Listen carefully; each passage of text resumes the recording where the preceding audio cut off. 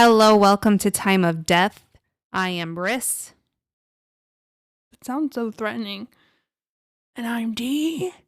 And we're two nurses Who are fed up. Beyond being fed up, in addition to that, we are also two nurses who enjoy meeting every Wednesday to talk about true crime. And we like to give our perspectives as people in the medical field, and we like to talk about cases that have a heavy medical influence or feature victims or perpetrators who are medical professionals. So, without further ado, are you ready? I'm ready. Let's do it. All right, I'm just going to jump right in there. Jump on in. So this is the case of Dr. Carl Coppolino. I guess he's not really a doctor anymore. But Carl, he's a 30-year-old anesthesiologist. He's working at a hospital in Red Bank, New Jersey. He's described as being somewhat elegant. He's fast-talking, thin, kind of lanky. Glamorous. I'm sorry? Glamorous. Yes, I guess, if you want to stretch it a little bit, glamorous. But we'll figure out why he's not really that glamorous to end with. But in 1956, he married Carmela Musetto. They were both medical students when they met and they married. Carmela was a research physician, and she was working at a laboratory a few years later. So Carmela and Carl build a home in Fox Run in New Jersey at 42 Wallace Road. And across the street, diagonal from their new house, the Farbers were also building their home at 50 Wallace Road. So Colonel William Farber and Marjorie, they were ages 50 and 47 respectively. Respectfully. Respectively. Wait, is it respectively or respectfully? Respectively.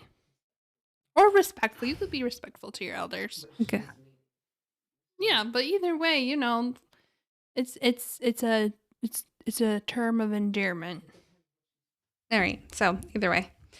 So they're middle-aged at this point. Marge is described as being very youthful looking. She was a little bit restless at her house, and she liked to really go out there and live a little bit. And I think William was a bit more of a homebody. He was in the military, and then he just recently retired from the military. So he just, I think, wanted to lay low for a bit. Either way, the Farbers and the Coppolinos became friends quickly. In early 1963, Carl resigned from his position at the hospital in Red Banks that he'd been working at, and he said that he was having heart trouble. I saw in one record that said that he had a heart attack. I didn't say that anywhere else, though. So he started collecting disability payments, and Carmela kept working as a physician. But something interesting to note is that one resource said that he got into a argument with a nurse at the Red Banks Hospital, and he wrote threatening notes to her, and actually the FBI got involved. So I think that played a role too. But either way, he stopped working at the Red Banks Hospital. Good.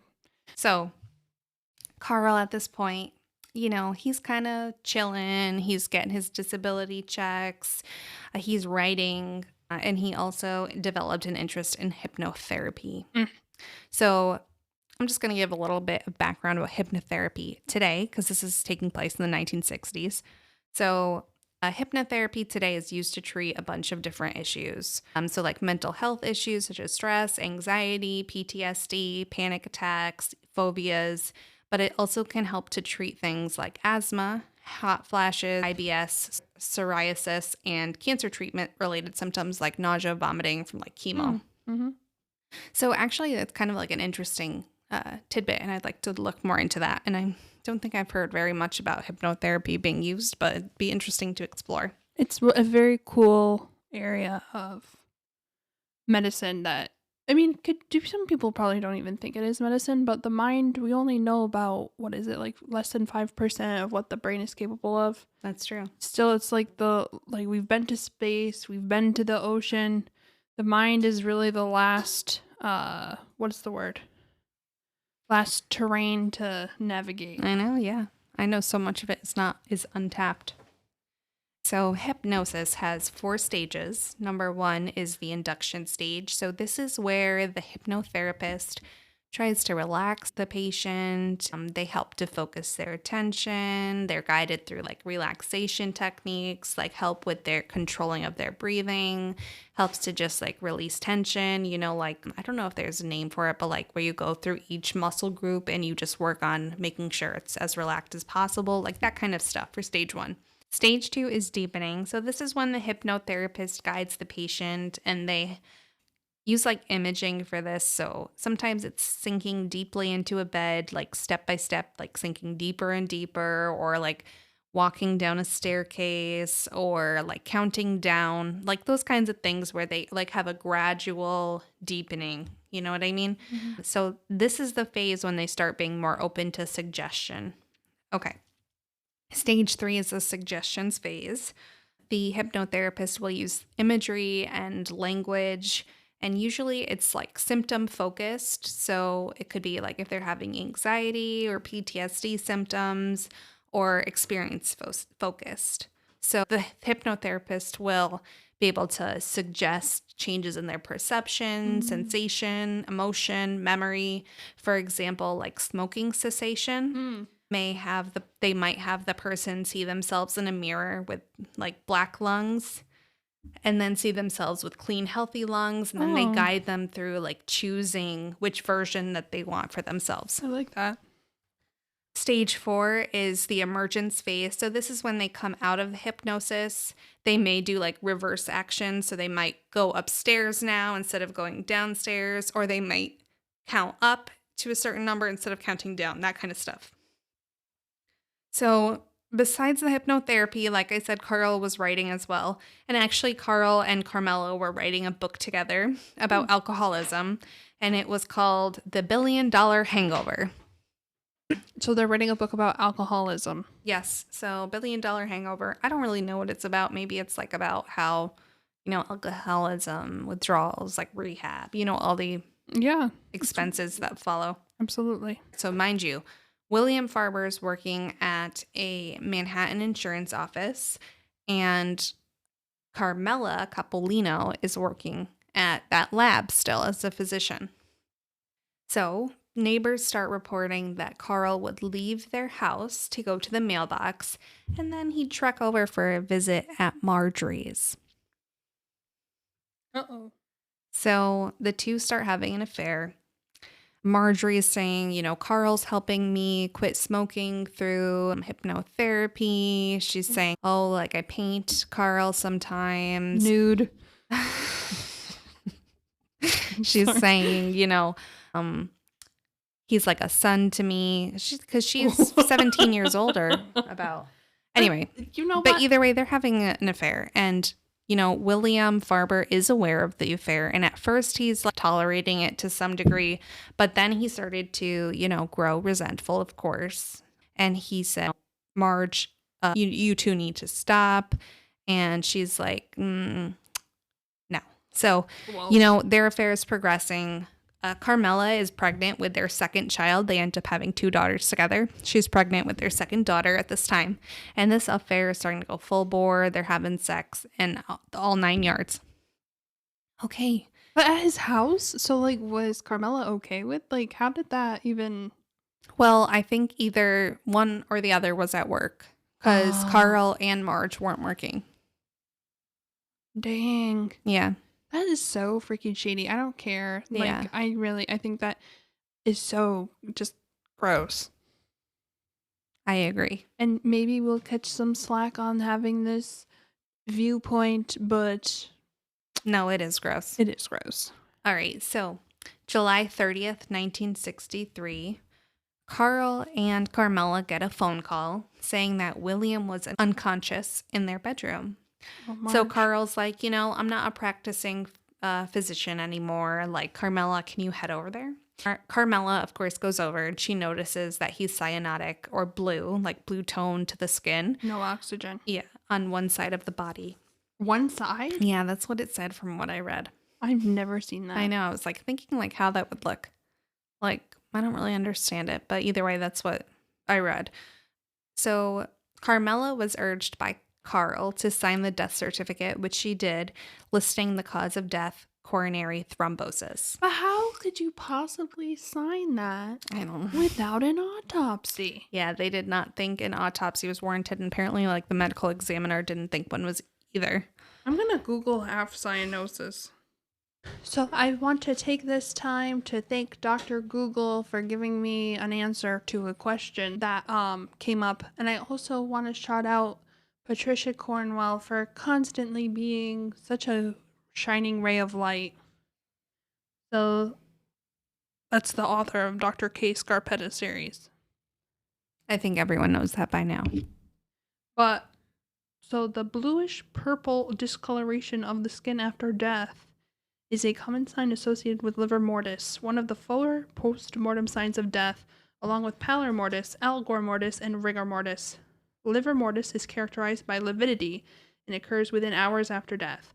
Lividity occurs because the heart is no longer pumping blood throughout the body, and consequently gravity pulls the blood down, resulting in the pooling of blood at the lowest point of the body. So this individual, being half cyanotic, could have been lividity on the side of his body where he was laying in a post-mortem artifact. That's very smart. They don't pay me the big bucks for nothing. Thank you, Dee, for that tidbit. That was very interesting. I didn't even think of that. Anyway, so about a year and a half later, the affair is continuing, but it's starting to cool down a bit at this point. So Marjorie bought land in Florida and told friends that she had gotten the Coppolinos to come too. In April 1965, the Coppolinos moved to Longboat Key off of Sarasota, Florida, and Marge moves in soon after to a house next door to them. So they're freshly in Florida. Carmela failed the Florida medical exam, and so she wasn't able to practice as a physician in Florida. So their whole family had to live off of Carl's $22,000 disability insurance. So money was really tight at this point. Carl was getting a little antsy about it. And Carl starts playing bridge at this point. At this point, I don't know if him and Marge were still getting it on or, I don't really know. But either way, he meets a wealthy, divorced woman while playing bridge. The two were partners together. And time goes on, he asks Carmela for a divorce. She declines. She said, we have a family together. Like, we need to support each other. You know what I mean? Mm-hmm. Anyway, he was not very happy with that. On August 28th, 1965, at 6 a.m, Carmela and Carl's primary physician, Juliet Caro, got a call from Carl. She said he was crying, and he told her he just found Carmela dead, and he's like, I think it's probably a heart attack. So Caro comes and signs the death certificate with the cause of death being a heart attack. Juliet's like, okay, I see no sign of foul play. Carl told her that Carmela was having chest pain the day before, but she was a female in her 30s, so it's really unlikely she had a cardiac event, and also she had no significant history as well. Either way, the medical examiner deemed autopsy not to be necessary, and 3 weeks prior, actually, Carl had upped Carmela's life insurance from $55,000 to $65,000. And after her death, Carl called Carmela's dad, saying that an autopsy was done and the cause of death was a heart attack. But, as you know, it was not done. So very shady. But life is going on at this point. A month after Carmela's death, Carl applied for a license to marry. That little bugger. So 41 days after Carmela's death, on October 7th, 1965, Carl marries not Marge, but Mary Gibson. Uh-oh. This is the same woman that he met while playing bridge. So Mary, she's 38 years old. She is a wealthy widow. She had a $250,000 divorce settlement. Like, this lady was pretty well off. Okay. So the two move into Mary's home. And Carl's working as an author still. And this time he's writing a book called Welcome to the Coronary Club. I give no words. I have so many things I could say right now, but I cannot because They will be edited out anyways. That is crazy. Yeah. Your wife dies from a, air quotes, heart attack. Yeah. And he suffered heart attacks. Like, Welcome everybody got a to- heart attack in this. You get a heart attack, and you attack. get a heart attack, and you get a heart attack. You're all in your 30s. Mm-hmm. TIA, no TIA, just take a heart attack. Oh, God. I can't even, that is some wild, that is wild. Wolfie, what do you think? She thinks it's freaking wild. I know. She told me that, too. At this time, Marge is pissed. She's like, dude, like, I literally moved to Florida for you. I killed my husband for you. Yeah. So she goes to Dr. Caro, who's also her friend. This is the same Dr. Caro who pronounced Carmela's death. And Marge is like, you know what? Let me lay things flat for you, Dr. Caro. And she's like, listen, I was hypnotized by Carl into attempting to murder my husband, William Farber. And then I watched as Carl smothered my husband to death. And Dr. Caro's like, what? Dr. Caro's like, yeah, let's go to the police. What? So Marge goes to the police department and talks to the Sarasota County Sheriff, Ross Bauer. And yeah, so they're like, okay, yeah, something's fishy here. So after this, both Carmela and Farber's bodies were exhumed, both in Florida and in New Jersey, where both crimes took place. And Dr. Milton Halpern, who was the New York chief medical examiner, he performed both autopsies on both William Farber and on Carmela Coppolino. So Dr. Milton Halpern was like a pretty clever guy. Like he kind of put two and two together. He's like, okay, I know that Marge said that she attempted to murder her husband. And later on the trial, she said that Carl gave her a syringe filled with a solution and told her to inject Farber with it while he was sleeping. And then she said she lost her nerve after putting a small amount of the solution in his leg. And then she called Carl over and he gave a sedative. At this point, Dr. Milton Halpern was like, yeah, so he has access to all these meds. Like, what about meds like succinylcholine, chloride? So at this point, it's basically impossible to find in the human body at this time. Okay.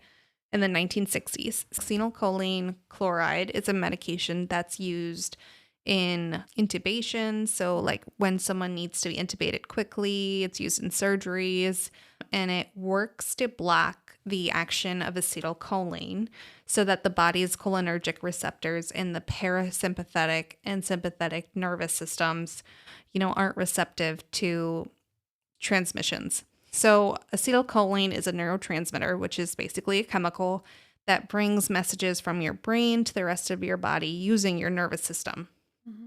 And acetylcholine plays a big role in voluntary muscle movement, like when you decide to go for a run or you scratch your neck, and also involuntary muscle movement, like regulating cardiac contractions of the heart pumping, moving food through the GI tract, or controlling the muscles for vision. So succinylcholine blocks the action of acetylcholine. So succinylcholine works rapidly to relax the muscles of the body. It's a paralytic often used before an intubation. And in the ED, actually, we give a sedative along with the paralytic. So we give a sedative first and then the paralytic so that they're relaxed before we paralyze their body, basically, because it's very scary and dangerous to paralyze somebody without sedating them first. That's explained like such an ED nurse for all of my psych people and my laymen who don't know what the hell she's talking about. Basically, it makes you not able to breathe. Yeah. So like Dee said, people can have respiratory depression. They can actually have hyperkalemia, or really high potassium in the blood. They can have hypotension, which is low blood pressure, bradycardia, which is low heart rate, among other effects from this medication. So when someone's given a large dose, it can cause paralysis of the respiratory muscles and effectively cause someone to stop breathing. So basically, a lethal dose of this, you can easily kill someone. Or, if it's not in a controlled setting, you could definitely do a lot of damage. So because, though, it's not able to be picked up in the body well because it works so rapidly, Halpern actually hired Dr. Charles Umberger. And Umberger spent months researching. And eventually, he was able to isolate some of succinylcholine's metabolites, such as succinic acid. So they were able to find evidence of these metabolites in both bodies. They also found large amounts of it in Carmela's brain. And also, Carmela had a puncture wound present on her buttock. And also, for Farber, his cricoid cartilage was fractured. So this is a sign of strangulation. Cricoid cartilage is made of hyaline cartilage, which is the most common type of cartilage in the body. It's ring-shaped, and it fully encircles a person's trachea. And the cricoid cartilage has multiple different functions. It helps keep the airway open. It also forms part of the larynx, and it also allows for attachments for ligaments, muscles, and cartilage that help people to produce sound. When the cricoid cartilage is fractured, it's typically due to major trauma to the neck area. So people can get it from like motor vehicle accidents or any significant trauma to that area. So they're like, all right, these autopsies are showing, definite signs of foul play, and dual charges of homicide were filed against Carl. So Carl was arrested.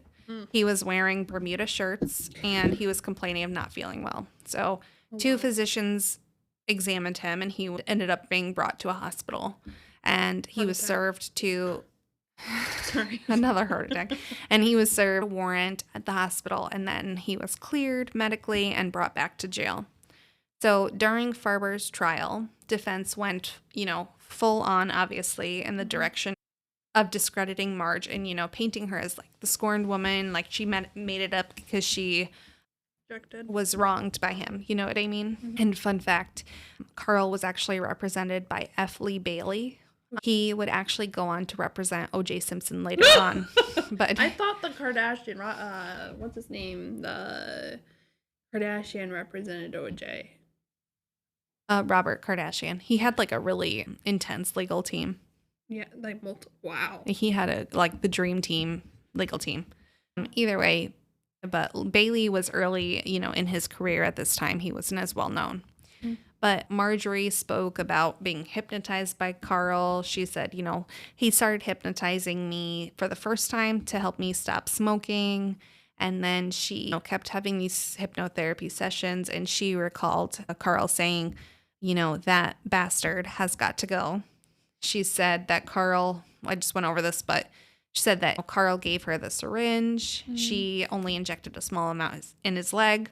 Carl came over, gave him a sedative, and then wrapped a plastic bag around his head. And Marge begged him to stop. And then Carl ended up smothering William with a pillow. So the defense is like, this fracture into the cricoid cartilage may have happened while being exhumed. And he also had substantial arteriosclerosis that could have contributed to him having an MI. So arteriosclerosis is a buildup of fat in the arteries. So it can make someone more predisposed to having a blood clot in the heart or in the brain, or, it can make someone more likely to have these diagnoses. So also defense pointed out he has no bruising around his neck. So they're saying that is making it less likely that it happened before he died, that it was more likely when he was exhumed that his cricoid cartilage was fractured.